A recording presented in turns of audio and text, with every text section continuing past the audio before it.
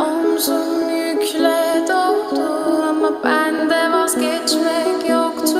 Bitmedi, bitmedi, bitirmedim.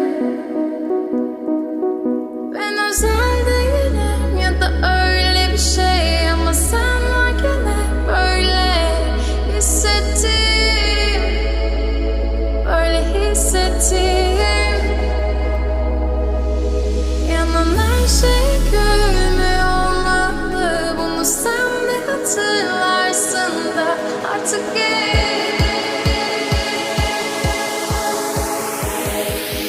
Böyle hissettim.